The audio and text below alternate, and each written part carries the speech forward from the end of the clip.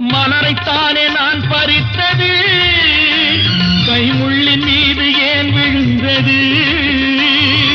உறவைத்தானே நான் நினைத்தது, என்னை பிரிவு வந்து ஏன் அழைத்தது?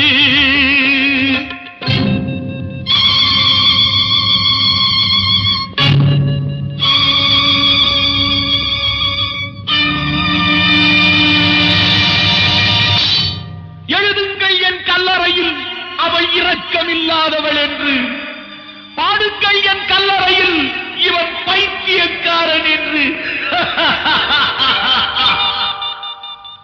கண்கள் தீட்டும் காதல் என்பது அது கண்ணில் நீரை வரவழைப்பது, பெண்கள் காட்டும் அன்பு என்பது நம்மை பித்தனாக்கி அலைய வைப்பது.